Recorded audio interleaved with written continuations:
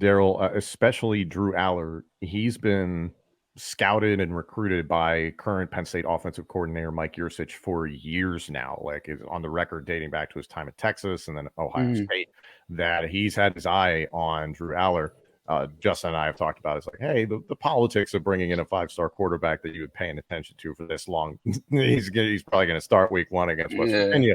And that's nothing against Bo Pribula, who apparently has been pushing him significantly in camp, and that it is a true quarterback battle, which is great to see. Sure. But considering that Yursich has tracked Allar for this long, how much pressure does that put on a young quarterback, despite all the accolades that he has? Yeah, it can be a little bit of pressure there. It's all about how you approach it, though. Where your mindset is when it comes to playing this game. I mean, obviously he's played quarterback for a long time, so he knows what it takes. It's just a matter of actually doing it. But then when you have someone that was recruiting you for so long, and then not to mention you still have the prestige of Penn State, you still have to go and perform, like what Justin said, in front of 110,000 plus.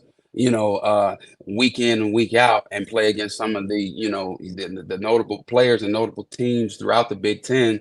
It's pressure in itself. It's just how you approach it. Now, as long as you continue to, and I haven't talked to Drew. I was actually pretty close with Sean, and I would reach out to him, maybe days before games just to see where his head is or whatnot. I like to get to that point with Drew too, just to stay connected with the guys. But based off of what I've heard and what I've seen, I think he'll be fine in that retrospect as long as he continues to keep the main thing.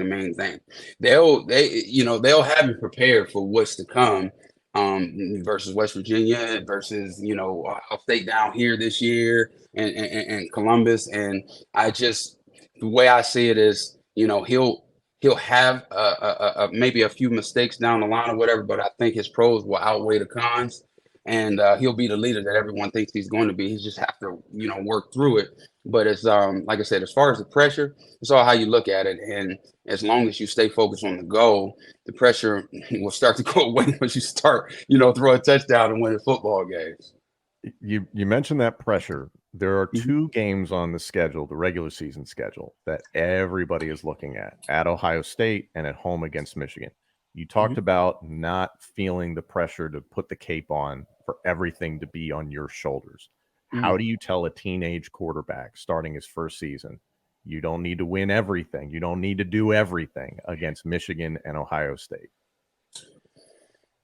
Preparation is key, first of all. You've had weeks on top of weeks to get prepared for both of these games. You know where you're going to be looking at out there. You know what they're going to be throwing. They're going to be talking. And at the same time, also what you have, what you're capable of. But don't forget, you got wide receivers. You got the long boys back there. You know what I mean? You got the two highly touted running backs that young and hungry, ready to make some things happen as well. And your offensive line is stout as well. So just take what they give you. There will be opportunities where you can take a shot to keep the defense honest. And when you do, you go ahead and make that happen. But take the high percentage throws, keep the chains ahead of you, keep the chains rolling, and just stay positive. There's 10 other guys in the huddle that are looking for you to right the ship if something were to happen that goes awry, but at the same time, you were built for this. So go on and make this thing happen, right? All right. See the ball, right? See the defense. All right. See your guy, make the throw, next play. If something bad happens, you have to have the short memory, but you're more than capable of doing it. And I believe you can make it happen. Justin, we've talked about your history with the team, being a 5-star recruit, having all those expectations.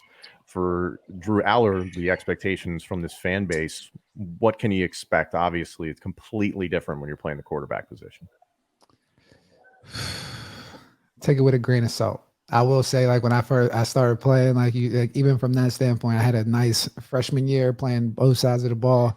My first game, my sophomore year, starting full time on defense, common theme, I kind of ran over, and I remember the noise that I got from that. And I was like, well, I was covering good, but it was a lot of heat of, expectations within the Penn State ecosystem are handled differently. It's a blue collar town, so sometimes some emotions come up when someone is deemed the star doesn't like perform at a star level. Seeing so many guys, like even when you think of someone like a Mike Robinson, right?